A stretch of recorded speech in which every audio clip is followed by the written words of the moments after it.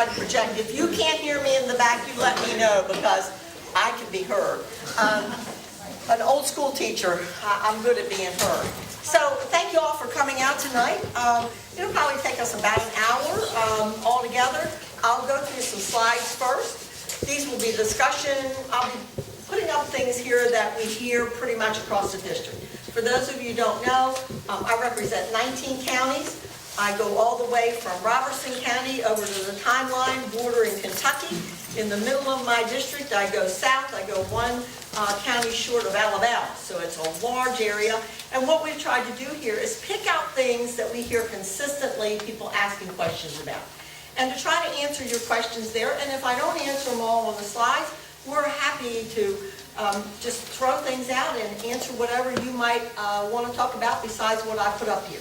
So why don't we roll through these? I'll try to go through these pretty rapidly so that leaves us plenty of time for plenty of questions, and we're happy to stay here and answer all the questions that you might have. I do want to introduce you to some of my staff members that are here. In the back is Charles. Charles, raise your hand. Charles is my district director. So when I am not here in Tennessee, Charles is Diane Black. He doesn't dress like me, look like me, but Charles knows what's going on in Washington and can answer questions for you. Wills Gardner, standing over here, is my field representative for this area. How many counties do you have? 8 counties. So he is out in the counties. He wants to know if you have a problem. We have caseworkers here. They're out at the table. We have Kenneball out here, and Molly answers the phone in the district office. And then Jonathan, where's Jonathan? Jonathan's over here. He is my press secretary. He's with me most of the time up in Washington, but he's also here in the district with me occasionally as well. Just so you know who the staff is, everybody is available to you. I take this seriously. I represent you, and I want to be able to help you work through things. If you're having problems with things like passports or veterans issues, we want to be the one to help you work through that bureaucratic red tape. So let us know. Okay, Charles, let's get the first slide up there. So the biggest issue that I believe, one of the biggest issues, there are a couple, but one of the biggest issues that we're dealing with right now in our country is the amount of debt that is being piled up. We're over $18 trillion. Frankly, when I was a kid, my brothers and I used to tease each other and say, we'll bet you $1 trillion. I thought that was a fictitious number. When I went to Congress, I found out it wasn't. Trillions of dollars are just so hard for us to wrap our heads around. But it's a lot of money. And if we don't do something really soon, as we build this up, we will tip and look like countries like France and Italy that are having a really tough time. So we've got to get this under control. Dave and I have 6 grandchildren. We don't want to, in our days where we're sitting with them on our lap and with our great-grandchildren at our knees, say, we left this country in such a bad mess. Here it is, you take over, we're trillions of dollars in debt. So let me go to the bad news first, $18 trillion in national debt. No plan from the White House to stop this runaway spending. As a matter of fact, the president gave us a budget. His latest budget proposal never balances. It never balances. It just keeps running out, and I'm going to show you something on the chart in just a minute. You can see the projection here after 2025 of what's actually happening with these numbers. Let's look at the good news. The good news is that we have cut total spending in the last 2 years in a row for the first time since the Korean War. So even though the debt is still being piled up, we have cut it from being $1 trillion a year down to $500 billion. That's not good enough, and I'm going to tell you I'm going to acknowledge that, but we ought to take some credit for what at least we have been able to do with a divided government and a president that doesn't believe in balancing a budget. So we're on the right path, the course is there, and I'm going to show you what we're planning on doing as we move forward. But I do want to tell you there are some good things that are happening. We've banned earmarks. Earmarks are something that would be familiar to you, like in Alaska, a road to nowhere, where just because somebody is a legislator who sits on the transportation committee can get something that doesn't necessarily make sense. That's been banned. We're not doing that anymore. We passed the first budget agreement under a divided Congress since 1986. And it reduced our deficits by $23 billion with no new taxes, which is really a big thing when you're working with a president who believes in new taxes. Every time we talk about reducing, he'll say, okay, I'll help you reduce something, but then I want new taxes on the other side. So we were able to get an agreement that had no new taxes in it. I'll talk a little bit more about taxes in just a minute and why we believe that's so important. Let's look at the next slide. I did not know this before I got to Congress, and I think this is one of the most important slides that I can use as a teaching lesson for others that would be like me that didn't know this. When we do the budget, we're only talking about doing 1/3 of the total spending that is done. So let's look at how that happened. Let's go back to 1970. I'm going to call it autopilot spending. Autopilot spending has 5 different categories to it.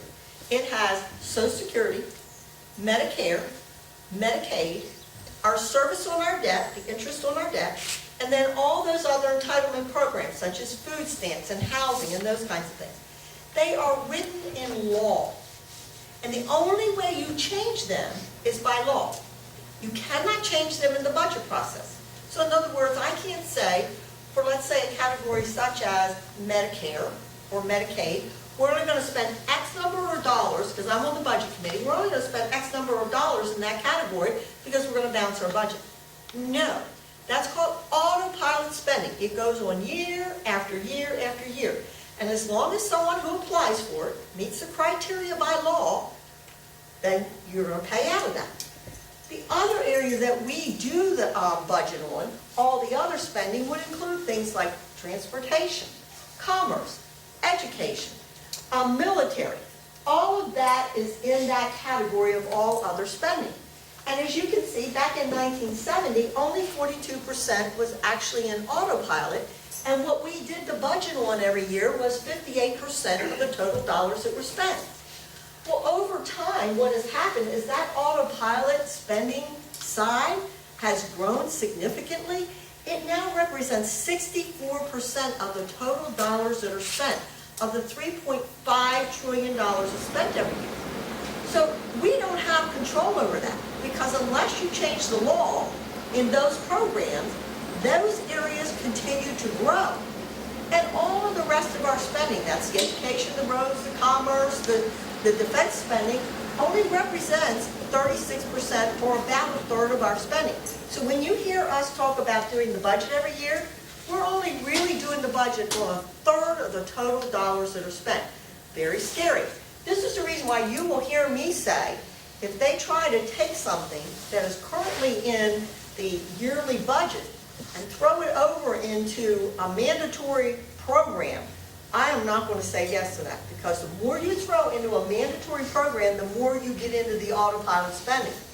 So this was a really enlightening situation for me when I got there, because I was excited about being on the budget committee. I thought, oh, we're just going to take care of this, we're in charge, we're going to take care of it. Well, you can't unless you change the law. And of course, to change the law, you got to have it passed in the House, passed in the Senate, and then signed in law by the President. So it's a heavy lift. But look at what happens if we don't do something about this. And I like this slide. It's called the Pac-Man problem, because it eats up so much of the budget. This wasn't my idea. I stole it from a friend of mine, Tim Griffin from Arkansas. I just saw his slide one day and I said, oh, I love this, because it's just so graphic that you can see that the Pac-Man approach is eating up all of our dollars. And eventually, we're going to be down to only 25% of our budget. Everything else, the rest of it is in those 5 programs. Okay, let's go to the next one. So how did we get here to the situation? What is the greatest growth of that autopilot spending? The greatest driver of that debt is our Medicare program. Now, how did we get to that point? Well, first of all, we've got a lot of people like me as a baby boomer. I'm not going to ask you to raise your hand if you're a baby boomer, but we know who we are. There are 10,000 of us that are retiring every single day. That's a chunk. That's a lot of folks. The Medicare Trust Fund, if something's not done with this, will go defunct in 2030. That means everybody that's in the Medicare program is going to get a cut in their services, because the program is going to go defunct. And what's really, think about this, as all those baby boomers are in there and they're not working and they're not putting into that fund, who's putting into it? It's our kids, it's our grandchildren.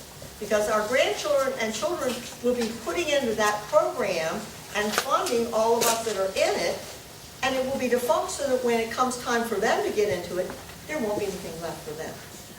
So it's a real problem, and you say, okay, how did we get here? Well, one way we got here is that the president in his Obamacare and the Affordable Care Act raided $716 billion from that fund to throw into the Affordable Care Act.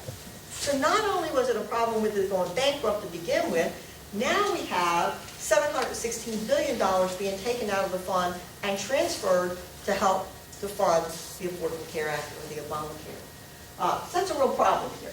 Well, let's look at when it was put into place back in 1965 under the Johnson administration. For every one person who was taking out of that fund, you had 4.5 workers who were putting into it. Average length of life at that point in time was about 68 to 70 years old, depending upon male or female. So when you had somebody retiring at the age of 65, they were probably using the fund for an average of, let's say, 3 to 5 years. So that's not very much time that you're taking out. Look at what's happened over time. And now we get over here to 2011, 2020. Let's take a look there. 2.8 workers working for every one person that's taken out. So now you're getting, by the time you get to 2030, you can see where the problem is. You don't have enough workers working, putting in, and you've got all these folks taking out. But in addition to that, what's the average length of life now? 78 for a male, 82 for a female. Yes, we women do kill you men. But you can see where this really becomes a problem. How many of you in here know somebody who has turned 90 years old? So at least 50%. My parents turned 90 years old this year. My mother just had a birthday. My father now has been retired longer than he actually worked. So look at how much is being taken out. People are taking out and using twice as much as what they put in. This program's got to be reformed. And our program, our projection on this is to say, let's not take away from people we made this promise to. You can't ask somebody who has planned on this and it is what they thought they were going to get, not to give it to them. But what we can do is we can reform the program for the future folks coming into it. And what our plan says is if you are 55 or older, nothing changes for you because we've already promised you what we promised you and you paid into it. But if you're 54 or younger, we're going to change that program. It will be a guaranteed program. It will be a premium support program, which means if you're at a lower income or you don't have much of an income at all, the federal government will take care of your premiums. If you have a little more money, you will have to pay a little more into the program. It will be guaranteed. You cannot be dropped out of it, and they cannot say if you've got a pre-existing condition that you can't come into the program. So it is a rock-solid program. And by the way, we also give you an opportunity. If you want to just stay in the old fee-for-service program, which is currently there, you can do that. But we believe seniors should have choice. We shouldn't tell you you've got to only use this one. This is the one that we say is best for everybody. What we do is we give you a menu of options, and you choose the one that's best for you.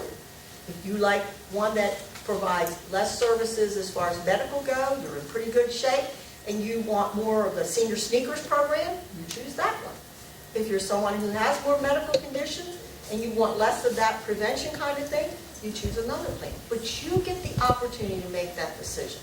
And that's what our program is. So it protects it for those that are currently in it, and it preserves it for future generations that are coming into it. And that's really the fair thing to do. And that's what we propose. So let's go on to the next one. If we don't do something to stop this spending, and Medicare is the biggest driver, this is what's going to happen. Charles, will you put your little light up there on the red part, please? Okay, the red part is the projection if we don't do anything. And you see how this debt grows? Unbelievable. So we go back to 1940, looking at that area where our debt was really high there. That was during World War II, where we had a lot of debt that we piled up. But you can see as we come out of that, we have a dip down, and then we really start to pile up that debt at about 2009. And it continues to grow, but it grows exponentially A lot of that is because of Medicare and the number of retirees that come into the program. That's what happens. But now put your light on the blue part. The blue part is what we are proposing. Our proposal cuts $5.5 trillion out of over the next 10 years without raising any taxes. We also call for a reform of our tax code, which we know is pro-growth. It helps to stimulate the economy. It's a fairer, flatter, simpler tax. Makes it easier for you to do. It's fairer for everyone. It's rid of all that crony capitalism. We fully repeal Obamacare in this, and we put something into place that gives more choice, more market-based. We prioritize our national defense by funding our military above even the levels that the president has, because we believe that national security is an absolute priority in the federal government. It is our #1 priority, is to keep our borders secure and to keep our American citizens secure. And it saves Medicare from bankruptcy. So you'll hear a lot about our budget. We are going to be our budget is already passed out of our committee. It will be on the floor in the next maybe 3 weeks. The Senate's already passed their form of a budget.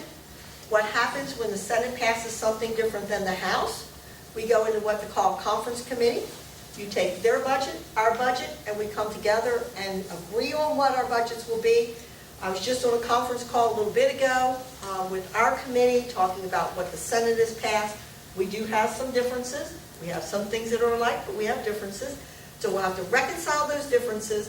Once it's passed both the House and the Senate, we'll send it to the President, and he will sign it, and then we can move forward.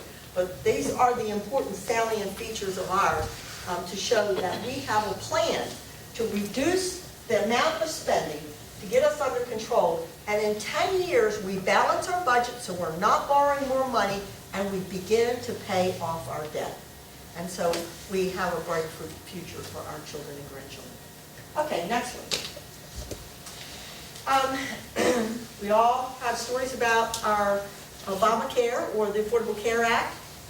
I hear it everywhere I go. We get probably at least a call a day about what's happening out there to people in their health care. Despite the fact that the President said this was going to save us money, the CBO now has come out to say it's going to cost us $2 trillion in additional dollars over the next decade. It is not going to save us money the way that it was sold. A CMS report shows that 2/3 of those working in small businesses, about 11 million Americans, will see their premiums spike. We're hearing that all of the time. A spike in the premiums, but also a spike in the copays.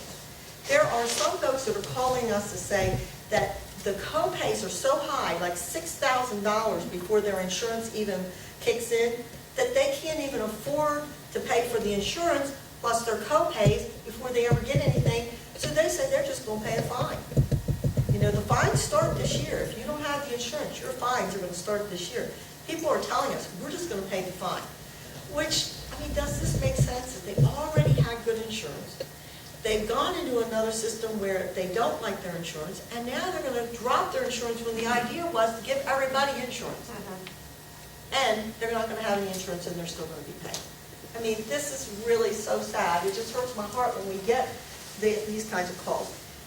The plan was supposed to insure everyone. We now are getting reports to say even after, and this is a nonpartisan organization, the Congressional Budget Office, that says 31 million people will still be left without any insurance after this is over. And the whole idea was that everybody was going to get insurance. It's not working. It took over 1/6 of our economy, and it is destroying the healthcare industry and hurting people more than it's helping. Look, I'm going to acknowledge there are some people that have been helped by this program. But could we not have done this in another way, where we would have helped those who truly needed the help, but not hurt those who already had something that they loved? That's the unfortunate part. The other thing that we've not heard a lot about is the Independent Payment Advisory Board. It's a group of 15 unelected officials who will be named by the President, and they will be sort of the overseer of, in Medicare, what you can and cannot get. So if they determine the whole purpose of them is to cut the cost of care. If they determine you're 70 years old, costs too much for you to have that kidney dialysis, they can say, you're just not going to get your kidney dialysis. And guess what? It takes 2/3 of the Congress to overdo anything that they do. And they do not have to come to us to have a vote up or down whether they do it or not. We can just, the only responsibility we will have is if we don't like what they're doing, we can override it, but it takes 2/3 of the Congress to override it. Guys, we can't get a 2/3 vote when the sky is blue. Do you really think we're going to get 2 votes for them? That really worries me. In addition to that, if you're using the healthcare.gov website, we're just saying be very careful about it. It is still not totally secure. There's still hacking that's happening on it. The latest GAO report that we got says that despite the fact that they have told them over and over and over again, there are certain things that need to be done before they can certify that they're secure. It has not been done. So we're really telling people to be very cautious about the privacy that risks that are associated with healthcare.gov. The House voted earlier this month to fully repeal Obamacare. Obviously, this is going to be something very difficult. It is the president's signature program, and yet we continue to try to decrease what's going on there. Even some of the Democrats agree that Obamacare is a mistake. We had a vote on repealing Obamacare, and it wasn't just a partisan vote. There are people on the other side of the aisle that are hearing the same thing in their district that I'm hearing, and it's a real concern about the direction of this. I will say, and it's not on the slide, one thing that we're waiting for is the Supreme Court will be making a decision in June, maybe before June, about whether the subsidies that are currently given out in the states that don't have their own exchange, whether those subsidies are legal or not. And there are 30 plus states out there right now that have these subsidies and don't have their own exchange. If the Supreme Court makes that decision and says they're not legal, we're going to have real chaos out there because it will represent about 4 to 6 million people who will be affected by this. And currently we are working on a safety net to catch those people. So we'll see what happens. But it is just, it's really very concerning. Okay, next one. Okay, let's talk taxes. Everybody loves taxes, right? Just can't wait to talk taxes. Well, the latest on the president's budget is that he has a plan for $2 trillion in tax hikes over the next 10 years, which we don't like. Our Ways and Means Committee is working on a plan to reform the tax code. It hasn't been reformed since 1986, when President Reagan was in office.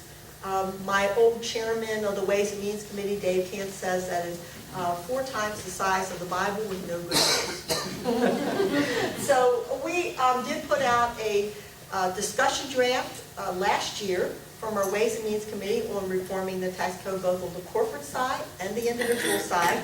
It was just a discussion draft. We've gotten lots of good discussion back. It's a starting point. We went through the entire code, took it apart. It took us 3 years to do it. I'm very proud to be on that committee, to have spent that many hours doing it. It isn't perfect, but at least it's a part of a discussion that we can start with. One of the things I think you all would really like about it is that we get the tax code down simple enough that 96% of the American people would be able to file their tax reform, or their tax return, on the front and the back of a single piece of paper. Amen. Would y'all like that? Yeah. So we take a lot of that complication out of there. We make it fair, we make it flatter, and we make it simpler. We are working on doing something right now that will be adding to what was already done last year, and we'll be having that probably come out later on this year. It's going to take us a little time to do a little more work on that. In the meantime, what can we do? What kinds of things can we do to get through the House, the Senate, and the President's signing? There are a couple of things. We voted just recently out of the Ways and Means Committee, something that this state is really concerned about, and that's a deduction for our sales tax. So here in our state, since we don't have a state income tax, we can deduct sales tax. I don't know how many of you have used that before, but especially if you're doing something where you're buying big items, you bought a car, or you buy appliances, you can deduct that from your federal tax. And currently, That is what we call a tax extender, where it's only good for a couple of years and you got to extend it again and extend it again. We voted to make it permanent, so we don't have to keep going back and fighting for that. And the reason for that is there are only 7 states that are like us. Other states have an income tax. There are only 7 states that are out there that don't have an income tax, that have a sales tax. And we think that's only fair. If the other states are allowed to deduct their income tax, then we should be allowed to deduct our sales tax. The other thing we did is, how many of you have ever heard of or used the 529 plan for educational purposes, for saving for your children? I saw a hand over there. This is a tax-free program that allows you to save for college, for planning for your children, your grandchildren, or even for yourself. We have updated it. Things like computers were not allowed to be used in these 529 plans. You know, everybody that goes to college now gets a computer. So it allows for computers to be deductible. It also allows for, let's say you apply for a scholarship. You don't find out about your scholarship before you actually get into the college program, so you've already paid for your tuition, and then you get the scholarship. Currently, if you get the scholarship and you've already paid to get that money back, once that money comes back to you, it's taxed. But what we allow you to do is then put it back in your 529. So it's tax-free. So there are some things like this that we did on this to update it and strengthen it. It was passed out of the House. And we also passed the small business tax relief, which allows those companies that buy new equipment to be able to deduct that new equipment within the first year that they buy it. And the NFIB says this creates about 200,000 jobs, because if any of you have a business or you work in a business where they buy a very expensive piece of equipment, you know, it helps the company to grow, which means they can hire more employees. But if they can't deduct that, then they may not buy that piece of equipment. And so what we did was we made that permanent. It's called an expensing tax. So we are trying to do some things, even though we might not be able to do the entire tax reform. There's some things that we know help people in the economy move along. And these are just 3 examples. Okay, let's go to the next one. Homeland Security. I think we'll all agree in this room that we need to secure our border. That we need to make sure we know who comes across the border. For security purposes, because you have people that are coming across the border that might not like the United States and want to do us harm. One reason. You might also have people coming into the country, and as a nurse, I worry about health care. I worry about when we have those 65,000 children who came from Central America. I do medical mission trips down to Guatemala. They have diseases down there that we don't have here in this country. We don't need to expose our children when these children go into school to things that these children might have. It's a healthcare issue. It's also a financial issue for us, because we have to educate them, we have to feed them, we have to find housing for them. So there are a lot of reasons why that border needs to be secure. And so we can all agree on that. But the way that the president did his executive amnesty that allowed people that were here illegally, just to be here legally, with the stroke of a pen, was something that we disagreed on. And by the way, if you were to poll this, you see 56% of the people oppose that action that the president took. It's not a Democrat or Republican thing. It's an American issue. So Democrats, Republicans, and Independents agree that we need to secure our border for all of those reasons and more. I'm sure we could talk about more. So what we did was we said, okay, we're going to hold back the funding for the part of the program that the president would use on this executive amnesty. And unfortunately, we were not able to have the Senate agree. And so it actually was a clean bill that was passed. I did not vote for it. I really felt very strongly that we should have the House and the Senate to do regular order, where we did our job. They had our bill for 4 weeks. The funding was running out. And I voted for another 3-week extension because I had hoped that we'd be able to get into that conference committee that I told you about, where we come together and we decide yours is different than ours, but we'd be able to work it out. It ended up that we could not do that, and so a clean funding bill was passed. I voted against it. What's disappointing is the president actually acknowledged, and we have this on a video, so you can watch all of the different times he acknowledged, 22 times, that he did not have the authority to unilaterally rewrite the immigration law. So very disappointing. He acknowledged it and then went ahead and did it anyway. The courts agreed with us. Right now, in February, a federal judge issued an injunction to temporarily block what the president wanted to do with the executive amnesty. So we're waiting to hear from the feds. We've tried to do it legislatively. Now the courts are involved in it, and we'll see what the courts do. Okay, next one. All right, so that's the end. We want you to sound off. If you have a story about how you've been affected by the Affordable Care Act, the Obamacare, we want to hear from you. I use those stories in committee. So when I'm in committee and either we're having someone there that's testifying to us or we're having a discussion about it, I actually will use your story. Now, I won't use your names. I'll use a fictitious name, but I will say, Sarah from Tennessee in my district wrote me this letter, and I'll read it into the record. Because I believe that unless you have a face put to the problem, that people think you're just... But if I can actually put a face and a name to what's going on back in my district that's hurting people, it really helps to make the case about why this has to be repealed, and we have to put something in that will be workable. So please let us know your story. You can see how to get to that. Advisory committees, if you have an area of interest, like agriculture or veterans or healthcare, we want you to join us in the conversation about those issues. So when those issues come up, we'll reach out to you and say, hey, we're dealing with this issue now. What can you tell us? Give us some advice from your viewpoint.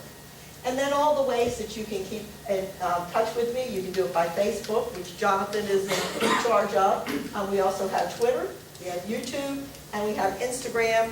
And I'm kind of like, where's Waldo? This stuff is going out all day long. You'll probably see something about this on, what will you put it on, Jonathan? Facebook, that we've been here. We'll put it everywhere. We'll put it everywhere. So you'll be able to see right here in Portland that we're letting folks know where we are. We want you to know we're out in the district. By the way, people ask me how often am I in Washington. I'm usually there Monday to Thursday. I'm home Friday, Saturday, and Sunday. And most of the time we're out Friday and Saturday in the district. I do reserve Sunday for family time, for church time. And then I'm back in the district generally 1 week each month that we call District Week, and this is what I do. I'm out in the 19 counties, and staff is driving me around, and we're having a great time as we drive and laugh.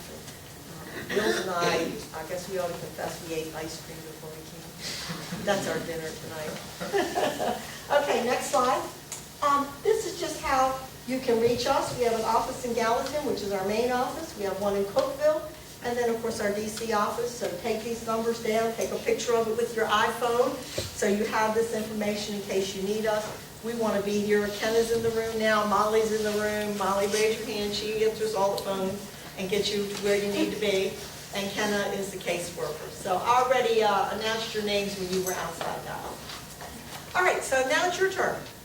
Hit me with your best shot. What do you want to talk about? I've got a couple questions. Oh, you've got a couple questions. Okay. You're the right one. Hang Mr. on. Frank Gregg's got a question on Congress not performing. So go ahead and ask your question. Okay. Yeah, essentially, take you back a few years. Sure. The Republicans owned both sides, and we blew it. Absolutely. And we allowed the other side to come in, and that's what created this monstrosity called Obamacare. I go to a lot of restaurants, and one of the things that I hear from a lot of different people out there is they don't see Washington doing a lot about it. I personally think that you're involved, and I think you're doing a fine job. But we don't see the full story. And this rhino in the Supreme Court that started this nonsense, John Roberts, God forbid that he goes the other way again and allows this thing to continue. If you're looking for a way to cut this deficit a little bit, what are we doing about the Department of Energy that Jimmy Carter put into effect? You rarely ever see anything in the newspaper about it. Nothing ever happens with it. Things like Lois Lerner, scot-free, $100,000 a year, goes on her little way. Eric Holder in contempt of Congress, and Congress can't do anything to bring this guy to accountability. we're seeing the negative side of it. You're presenting some of the positive. Sure. We'd like to see more of the positive Sure. and go after some of these slugs Sure. up there. Because it's obvious the guy in the White House is not going to get the job done. Okay, so, look, I can't agree with you more. There's so much frustration being there and trying to move things along. So let me try to answer several of those if I can keep them all in my mind here. First of all, let me say that a number of these things you've talked about are being looked at right now. We are still in Ways and Means going through Lois Lerner's emails. Of course, you know they say that her computer was lost. Everybody else's computer that was there around her, 6 other people were lost. You can go out on YouTube and see me questioning Koskikin, who is the director of the IRS, about this. You can't tell me, because I asked him in committee, okay, so Lois Lerner's computer goes down, and 6 other people that are surrounding all this mess, all of their computers have also gone down and just disappeared, they can't be retrieved. So can you tell me, Mr. Director, how many total computers have gone down in the IRS in the same time period? Watch the video. He can't answer. He has no clue, because I believe that there is foul play. But they hide the ball. So it is very difficult when you have an Attorney General who will not investigate this and will not go after it. We only have a limited number of actual powers to do the investigation, but we are still investigating it, so it's not gone.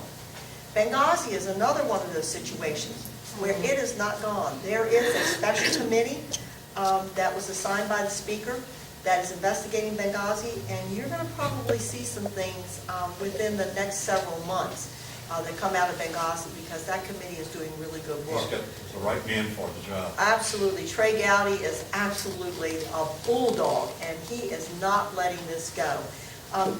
They can tell us some of the classified information that's happening in there, but I can't share that with you, but there are some good things coming out of that to shed the light on what really did happen there. Let me go back to this, because I'm frustrated, and just like you're frustrated, feel like, wow, you just don't get anything done. Let me tell you this. In the last Congress, because Congress is 2 years, in that 2-year period, the House passed over 400 bills. Some really good bills. Keystone Pipeline was in there, really good stuff. We passed that out of the House bipartisan. Now, if I tell you that both Democrats and Republicans voted for these, what percentage do you think of those bills were bipartisan that got passed? Take a guess. Zero. Zero of them were bipartisan. Anybody else? What do you think? Democrats and Republicans both voted for it. 98% of those were bipartisan. Now, did anybody in this room know that? No, because the media won't tell you that. The media says that Congress is a do-nothing Congress. Right. These are bills that went through committees and hearings and have been scored and were voted on, but you all don't even know about it, because Harry Reid sat on those bills. And you'd say, why did he do that?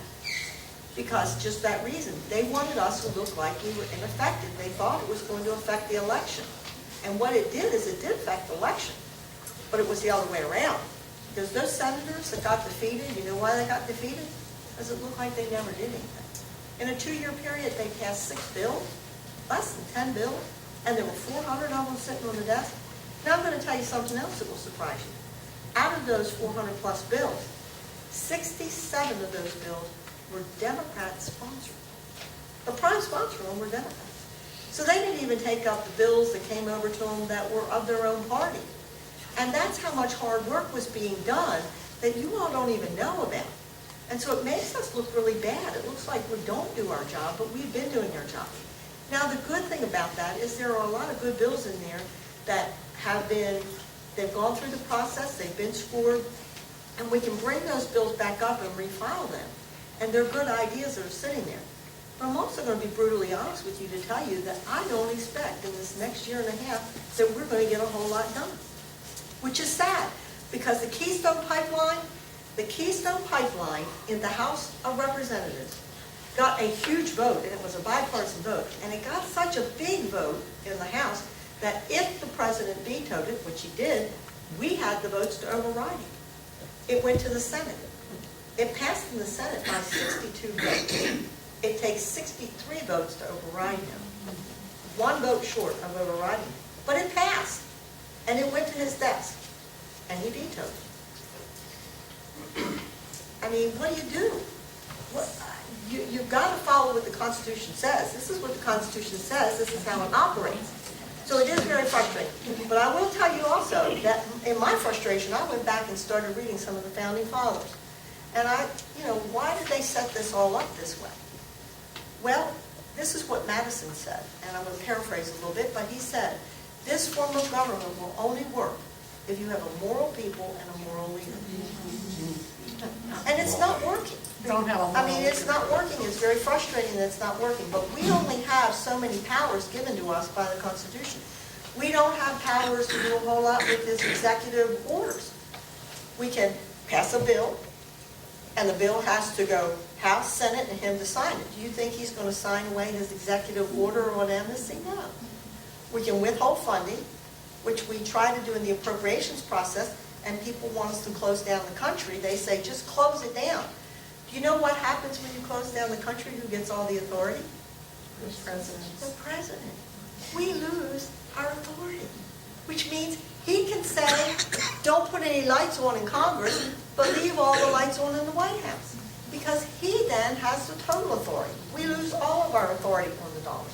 And the third way that we have, the third tool that we have is to take him to court, which we have done. And we've got a couple of court cases waiting there right now. But taking him to court is a long process, it's very costly, and you don't always win. We did win on the NLRB one, but it's very difficult, very frustrating. So Impeach Eric Holder and make him accountable.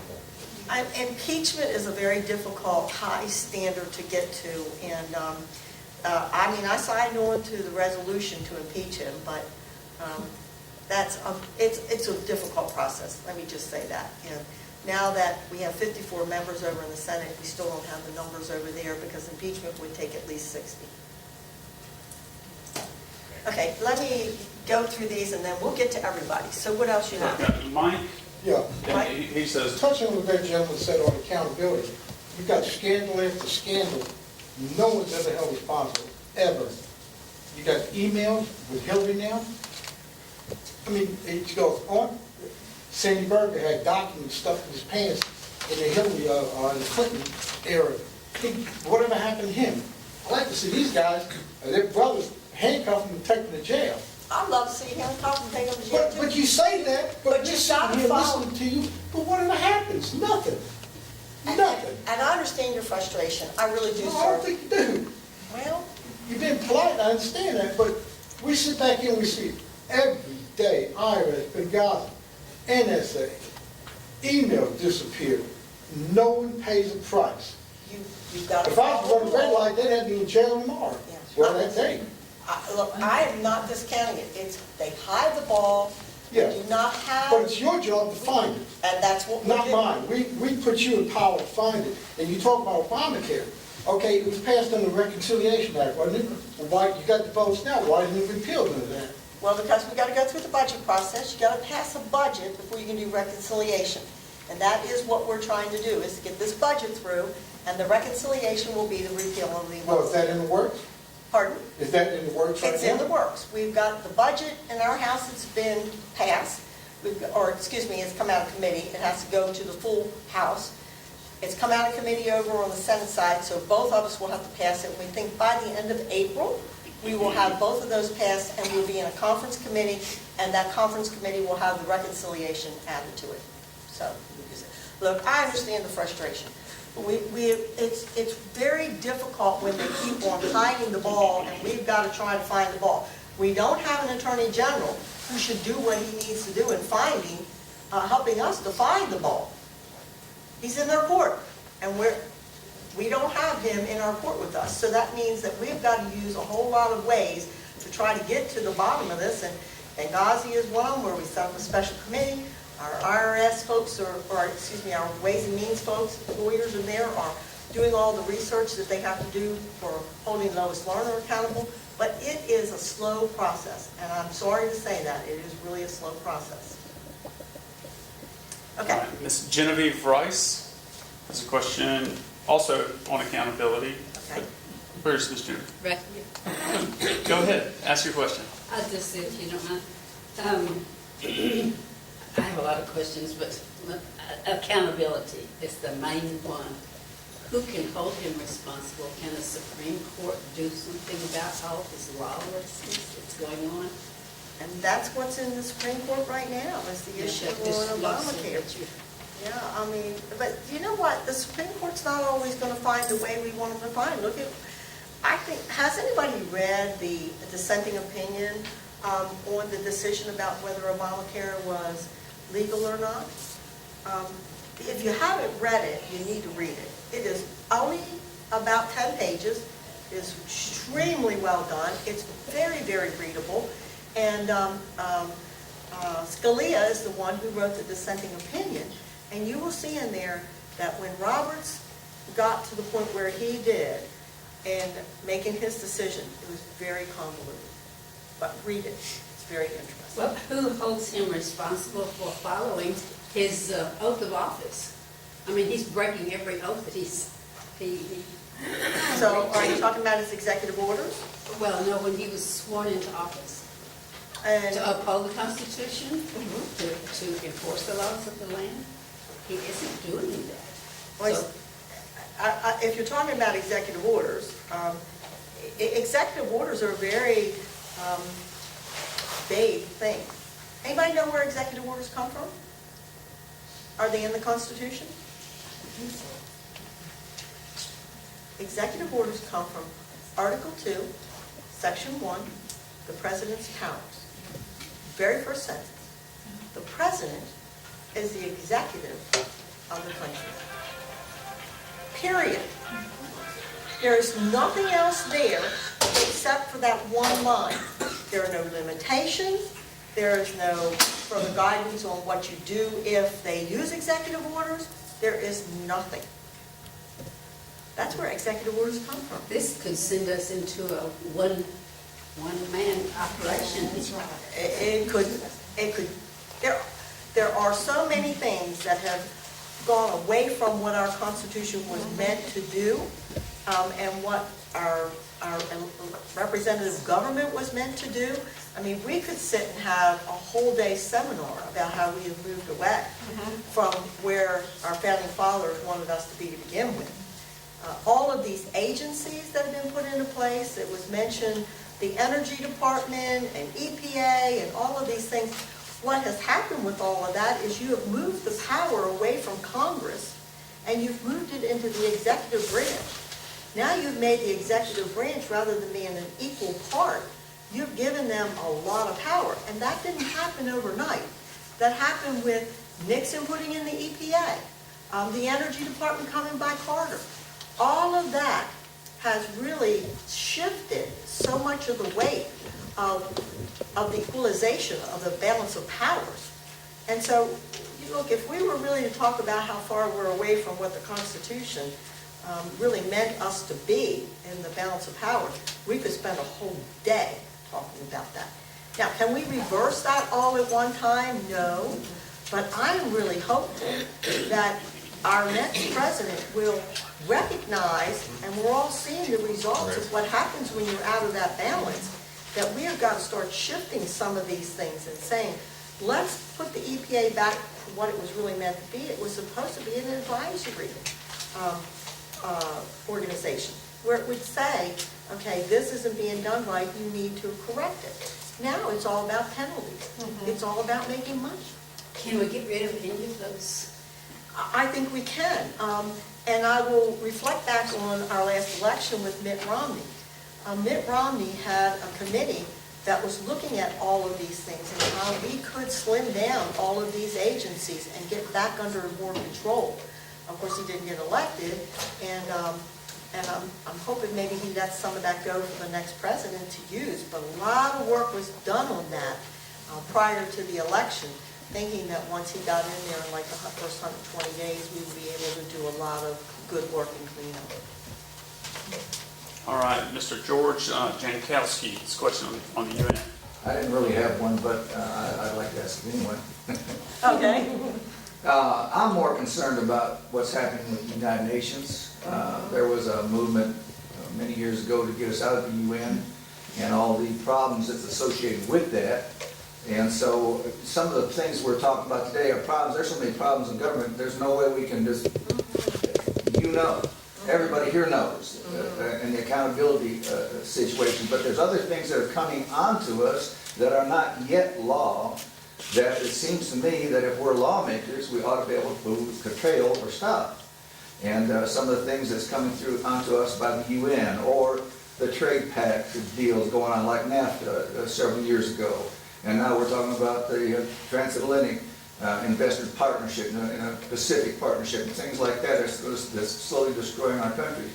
But the thing that really bothers me a lot, and you have to acknowledge, is no matter who's in office, whether they're Republicans or Democrats, everything keeps going downhill. There's no change of direction, regardless of who we vote into office. And so that's a bigger problem. And I acknowledge, as some already had, I understand you're doing what you can do, and we praise God for you. There's a few of you, not enough. Well, I would tell you there are a whole lot of us. I Well, really will tell you. We don't hear there are. about them, and obviously, because you've mentioned the media, there's things happening in our nation that most people aren't aware of that control politics and everything that goes on in this nation. And it goes way back to the Communist Party, long ago. And goes all the way back to Woodrow Wilson, or in 1913 when the Federal Reserve was made and tax proposals were made. It goes way back in history, and that's part of the problem. We've all forgotten history. And if you don't remember it, you relive it. And we're getting worse and worse instead of better. Yeah, I don't disagree with you at all on it being a study of history, and probably not as well as you are. But you got to go back and look at the root cause. One of the things I was taught very early on in nursing school is you can't solve somebody's issue until you find out what the root cause is. I can't start treating you for whatever the disease process is until I take it all the way back and find out what is the root of that. And that's what I've tried to do, is I look at whether it's the executive order or whatever we're looking at, whether it's the UN or whether it's the EPA or energy. What was the initial reason for that coming to be? And when you go back and you look at those, you say the only way to really nip some of this in the bud is to go back and look at the history of why they were put there to begin with, and are they really doing what they were originally intended on doing? No, they're not. I mean, some of these have become so onerous in their penalties that all it is about putting more money into them so they can just grow and get bigger and bigger. You come to Washington and you start looking at these big, beautiful buildings, and you see these big, beautiful buildings aren't occupied by businesses, they're occupied by government. Because government has grown so big. And every time government grows bigger, your freedoms get taken away. Whether it's as an individual or whether it's as a company, your freedoms get taken away. So, look, I can lose a lot of sleep every single night. And I used to do that. When I first got to Congress, I couldn't sleep. I'd be up all night long thinking about, how do I solve these problems? These problems are so big, I gotta find a solution to it. It would drive you crazy if you do that. You gotta eat that elephant one bite at a time. We've gotta have the right people in place, and we've gotta have a willing partner in the White House to at least do that. You know, for a number of years, I think because we were going along so well and things were looking so good, but now at $18 trillion in debt, none of us can say that's a good thing. We have really gotten to the edge of the cliff on a number of these things. And we're going to have to make that decision. Are we going to jump off that cliff, or are we going to do something about it and start backing up from that cliff? And I think we're at that precipice where whoever that next person is in that White House better be ready and willing to make some big decisions. And it may mean those decisions are so big they serve one term, because they're going to make a lot of people mad. And you're going to let a lot of people go when you start shrinking the size of government. There are a lot of people out there who are not happy. But well, I think we're at that precipice. I really do. And yet at the same time, I cannot be so pessimistic to think this country's done. And this is the reason why I say that. This country's one. Done. You know, some people say it's just done. We can't do anything more, it's done. We've been through civil wars, we've been through world wars.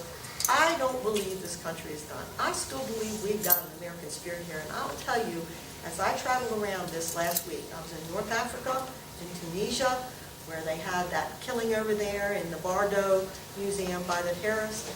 I had a chance to be in the Ukraine and talk to Poroshenko, who is the president of the country there, where they're being invaded by Putin, and they're asking, help us, because Putin's already taken over Georgia, Crimea, and he is in eastern Ukraine, and he's moving through.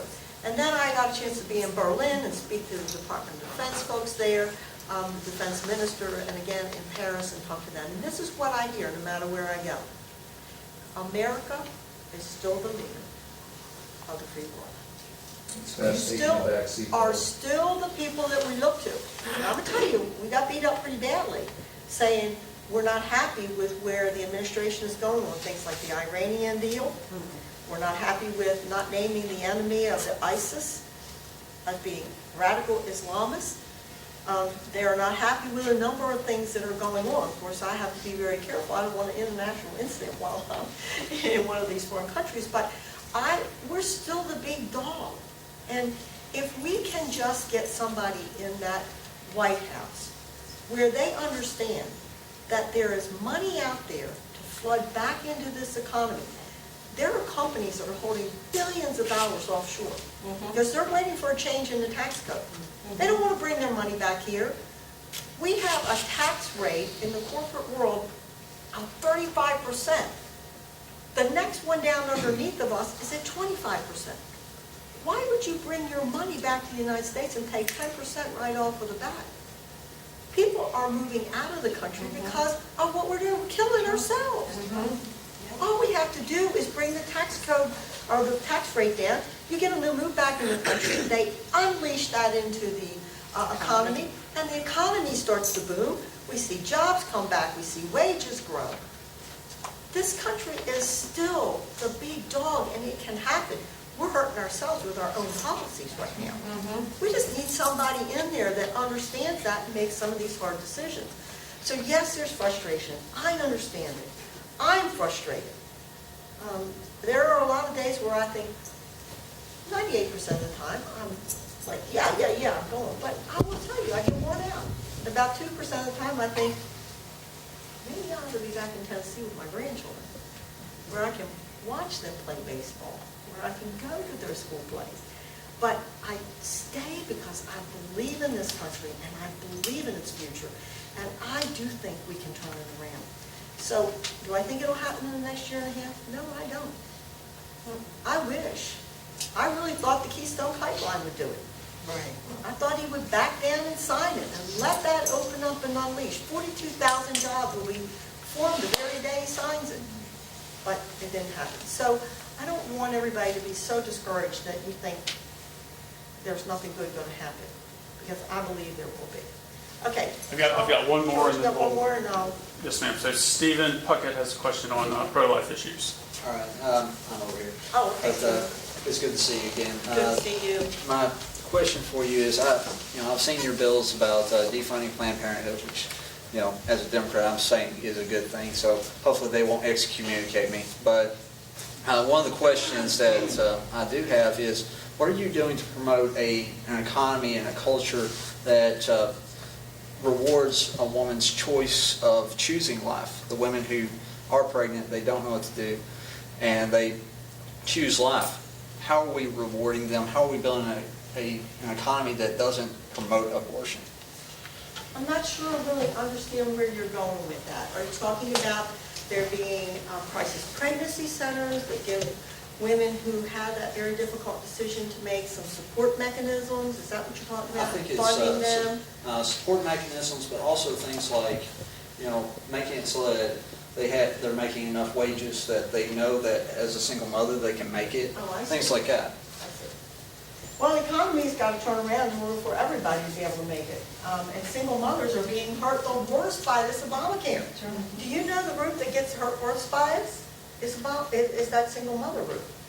They're the ones that are working those part-time jobs. Some of them are working 2 part-time jobs to try to make life work. And because of the forcing of the employer to provide insurance for anybody that's 30 hours, working 30 hours, they're taking them down to 25, 28 hours, and they're not even getting all the hours in they were working before. So there are a lot of things we need to do to get the economy going, and that's just one of them, is we need to repeal that part of it, where we get back to the 40-hour work week and not a 30-hour work week, which, by the way, that is the only part of the law that defines a full-time worker as 30 hours.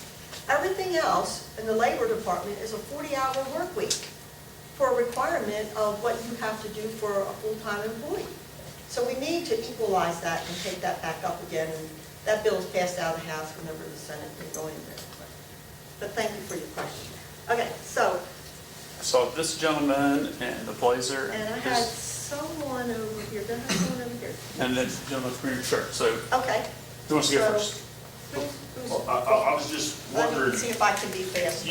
you had mentioned the root cause and you talked about it, and of course you had said we could talk about it for a long time, but, the country was founded as a republic, and it's kind of morphed into democracy, where the majority decides what our laws are, and it wasn't always that way.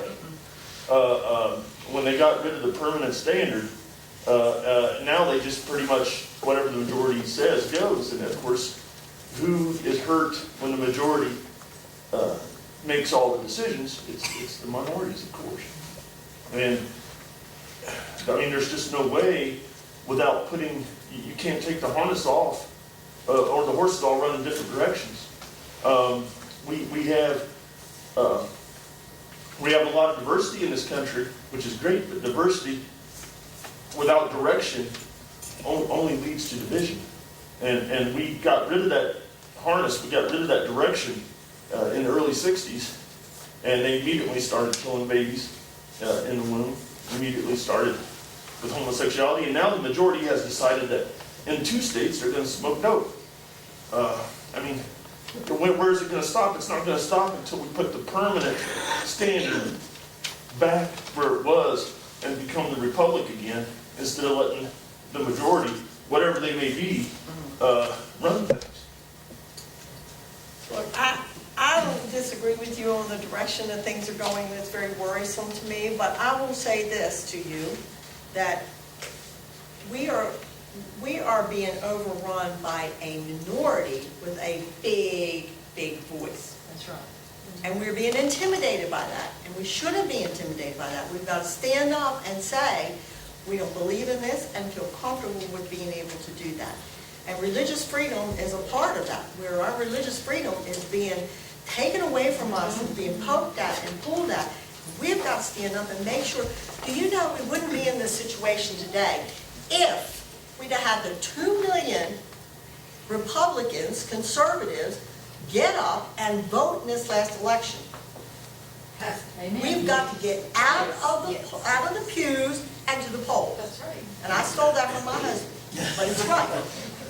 If you're going to sit in a pew and you're going to complain about it and you don't go to the polls, then don't talk to me about it. Amen. Because you've got to get the other side, which is really the majority. If you poll these things across this entire country, you find that the kinds of things you're talking about is still the majority. But you're allowing a small minority to have a very big voice, and they're eating us up just like a pack of them. So we better start standing up, and we better say what we stand for.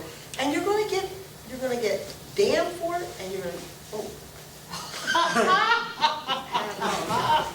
I'm not even trying. I mean, you're going to get punched out for it. It's not going to be easy. But if you really believe in these things, you need to stand up. Okay, Teresa, did you have a question for I me? have more than you have time for. Oh, I know, she always does. I look at her pad. I want to know where Congress is going with this thing with Iran. They will annihilate Israel. They have made no bones about it. They call us the Great Satan. They do their war games with a replica of our warship, and then we go over and we talk to them. And we believe that this mad dog will cower down and give us everything we want. Where will Congress come down on this? Well, it's up to the Senate, because the Senate is the one that confirms these. I know that, and I want to get home and read what Senator Corker has said today, because he's the chairman of that committee, to hear what his suggestions are and where they're going. It is a very scary time, Teresa, and I'm not going to sugarcoat it. It's very scary. I heard so much opposition to what was going on in these talks while I was overseas. I mean, the French, the German, the Ukrainian, the Tunisians, they're saying, what in the world are you doing dealing with this? I told over there that we can't trust. That, by the way, there was a mock ceremony to blow up a mock of one of our carriers just a couple of weeks ago. I mean, why do we think that they're going to abide by anything that they agree on? I don't know. And you So heard that. Teresa, I don't know. I'll wait and see what happens tonight when I get home, because it's not the House that has that authority, it is the Senate. I mean, the full. But you hear those things from the French and the Germans, because Yes. they realize that if he'll throw Israel under the bus, he'll throw them under the bus. Oh, they're scared to death, because they're so much closer to all of this than we are. They're very, very anxious about it. And of course, Israel and Benjamin Netanyahu can't, I mean, he's said everything that he can say. It's a very, very scary situation. Okay, so did I hit everybody? I want to get this lady back here in the purple, and then I'll come back over here. Okay? Yes, ma'am. You probably don't want to get this lady. Yes, I do, because I know what you're going to say to me already, and I'm willing to take it. Well, I'm a proud Democrat, probably the Yes. only one in the room, and I'm very proud of that. I have a daughter named Sarah, you talked about as Sarah from Tennessee, who has benefited tremendously from Obamacare. And I know others who have as well. I would like to say I was very bothered by your comment about we don't have a moral leader in Washington. Because, you know, you can disagree with President Obama all you want to, that's fine. But to say that he's not a moral person, I just find that offensive. I didn't call them immoral. I All I did. did is You say, said, That would be me. But you said, reading the Founding Fathers, that it only works, our Constitution only works when we have moral people and a moral leader. And your implication was... I did not call him immoral, so No, you I'm did not gonna call him disagree. immoral, you did not. But your implication Okay. was that he was not So is there a moral moral leader. people? Either way, you can take that for whatever. Okay, so your daughter Sarah, and that she benefited. I think you'll remember also that I said there were people who You did. benefited by You this. did. And we need to help those. But we don't need to turn over 1/6 of the economy and take away something that's already working for other people. That's my disagreement with this. I'm a healthcare worker. I've been in nursing for over 40 years. I know we need insurance reform. But what happened with this is not beneficial to everybody concerned. Plus the fact you're still going to have 31 million people, and this is not by Diane Black, this is by CBO, that are still going to be uninsured. Well, we've and the disrupted president all the wanted others. everyone to be insured, but he could not get that through Congress, so that did not Well, happen. he got his program through Congress by Whittled down, but reconciliation. yes, Yeah. So he wanted a single-payer system. He did. He had the House and he had the Senate. He couldn't get it passed. They were his own party, by the way, that wouldn't pass it. And why? They obviously didn't agree it was the right way to go. So even Democrats, and I have one up here, and I have Democrats, I can show you the votes of the Democrats who have voted for us on these measures, because they believe too, it is hurting the people in their district. Just like we're hearing here, it's hurting the people in their district. So let's all get together and find out a way that we can do this, where we really truly can help the people that need to be helped, but not hurt those who already had something they like. And we can't do that with so much hatred and division and listening to Fox News. We can't do that. We need to come together. We need to work on our problems. Oh, I'm sorry. I'm not going to discuss whether listen to Fox News or the hatred, but I can tell you only what I know. I work in the House of Representatives, and I work with my Democrat counterparts. I have a handful, probably 6 bills that I can name right off the top of my head, that is a co-sponsor by Democrats. I have good friends that are Democrats. I do prayer study with Democrats. I worked with Democrats back here at the state level. But when you have a president who refuses to work with you on anything, it is very difficult. That's immoral. It's very difficult. Now, so, we'll go on. And did I miss anybody else over on this side? So I want to quickly go. Who who was over here? Wait, you already had a turn, so I'll circle back around. Yes, sir. I'll make this one easy for you. Hypothetical question, either opposed or unopposed. Term limits for Congress. I'm unopposed to that. I believe in term limits. Now, what are they? I don't know. I think there's a lot of good discussion about how long they should be. I think they should be equal, so it's 2-year term in the House of Representatives and 6 years over in the Senate. So whether that's 12, I gear more toward 18. And the reason why I say that is because it takes you at least a term or two to really understand how things work and to be able to be effective. I felt like I had a little bit of a lead on that because I've been in the state legislature for so long. But I know that a number of my colleagues who came in who had never served in another state body, it took them a full term before they really even understood the parliamentary procedure and how to get a bill down, because it is a tangled process. But too long makes them a career politician. I don't disagree with you there. I think if you're up there for 40 years, it's too long. I don't think you should be there for 40 years. Okay, so who else? Is there somebody else? Okay, you're getting the final question. Education, who in the House is working with Alexander on reforming the education system? Yes, And is somebody doing, that's Chairman Klein. is it? And we've already got a bill ready for the floor, the Student Success Act, which would replace the No Child Left Behind. And it would, the thing that I hear so much about is the Common Core. It would take Common Core out of being anything that was mandatory, and it would allow it to be voluntary in the states. All right. I love the conversation. It's a great conversation. As a matter of fact, I have a husband that loves to talk about this stuff, and we get into pretty strong arguments. The only thing I tell him is that I have spent a whole week in Congress arguing. So for the first hour that I'm at home, there's a timeout. He can't yell at me about anything. That I just want a peaceful hour at home, and then we can get into strong discussion. Look, we're not going to agree on everything. As I say in many of my town hall meetings, I don't agree with my husband on everything. I don't agree with my employer on everything. And I don't agree with my pastor on everything. So what makes us think that we're going to agree on everything? We're not. But this is good conversation. I like having good conversation. I like it when my Democrats show up. I like to have those conversations. But I want you to know what I'm doing in Congress. And I want to be a good representative for you, which is why we do these meetings.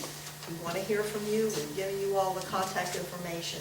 And I just want you to know I'm very proud to represent you, and I appreciate you being here tonight in the conversation. Thank you. Let me ask you one other thing. You introduced all your staff. This is Yes. an easy one. Okay. You have a roster of your staff that you pass out. People know who they are in your office. You mean at these town hall meetings? No, I mean in your offices, where we can contact people.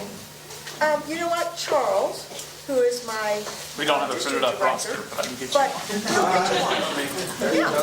yeah. That was simple. Yeah, okay. Thank you. Oh, good.